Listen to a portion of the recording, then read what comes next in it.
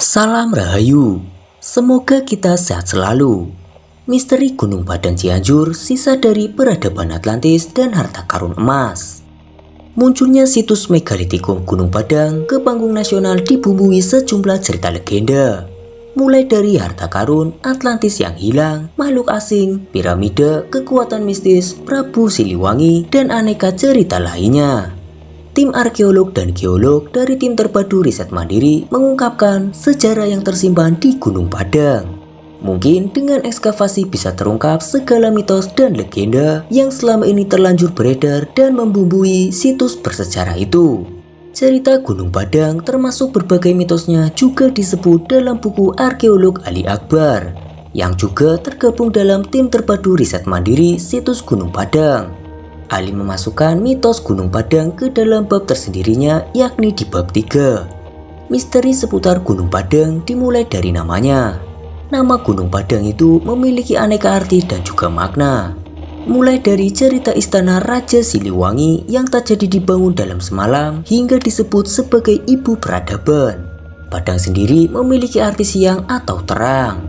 Yang paling menarik soal Gunung Padang mungkin terkait dengan Atlantis dan harta karun emas. Ada kalangan yang meyakini jika Gunung Padang merupakan sisa dari peradaban Atlantis. Hal ini terkait dengan keyakinan jika Atlantis tak berada di Indonesia, tapi soal ini memang masih menjadi tanya. Demikian juga soal harta karun emas. Gunung Padang sendiri adalah situs kuno yang berada di Desa Karyamukti, Kecamatan Campaka, Kabupaten Cianjur, Jawa Barat. Keberadaan situs seluas 291.800 meter persegi ini sempat mengundang perhatian publik beberapa waktu yang lalu, karena diklaim sebagai struktur piramida tertua. Gunung Padang sebenarnya sudah diketahui keberadaannya ketika ditemukan oleh N.G. Krom. Ia menemukan situs ini pada tahun 1914 silam. Pada saat itu N.G. Krom tidak menyebutkan nama situs yang ditemukan sebagai Gunung Padang. N.G. Krom hanya menyebutkan bahwa dirinya menemukan situs baru yang lokasinya berdekatan dengan Gunung Melati. Dari situlah Gunung Padang menjadi tempat penelitian, diperbincangkan publik hingga ditemukan peninggalan purbakala tahun 1979.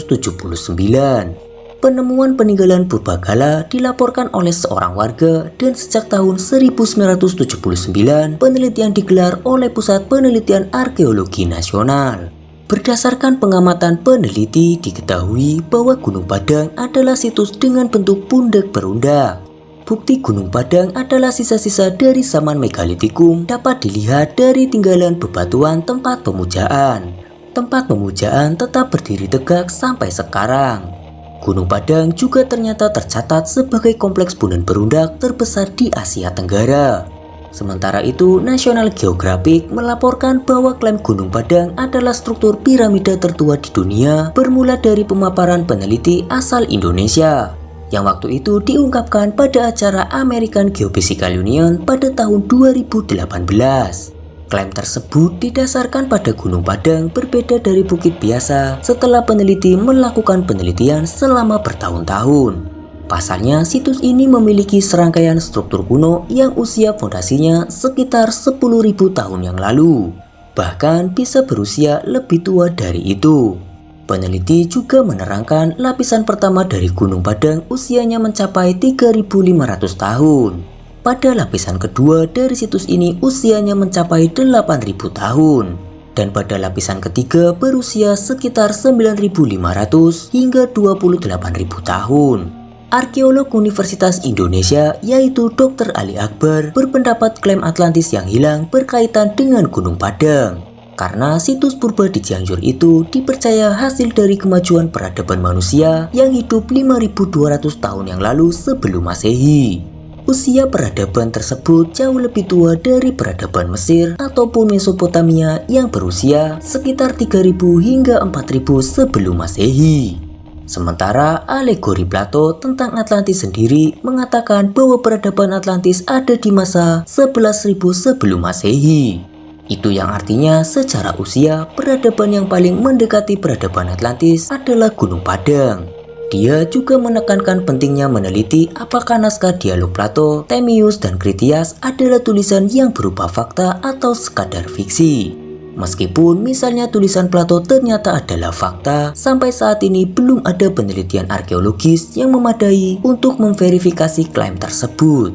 Dengan begitu, kata Ali, semua negara berhak mengklaim jika Atlantis berada di dasar laut wilayah mereka. Sementara itu, peneliti Pusat Penelitian Arkeologi Nasional Bambang Budi Utomo membantah keras klaim yang menyebut Atlantis berada di Indonesia, apalagi di Gunung Padang. Dan argumen-argumen ilmiah yang mendukung klaim tersebut adalah pseudoscience. Atlantis telah menjadi semacam obsesi bagi segelintir kelompok yang ingin membuktikan secara ilmiah keberadaan dari cerita Plato. Satu hal yang pasti, Indonesia bukanlah satu-satunya negara yang dianggap sebagai Atlantis yang hilang. Sebelumnya ada banyak lokasi yang diprediksi sebagai lokasi hilangnya Atlantis. Misalnya saja seperti Pulau Santorini di Laut Mediterania, wilayah perairan segitiga Bermuda, Swedia, India, dan Indonesia. Namun semua itu masih sebatas hipotesis. Sampai saat ini belum ada fakta arkeologis yang benar-benar dapat membuktikan kebenaran cerita Atlantis yang hilang dan bisa diamini semua orang.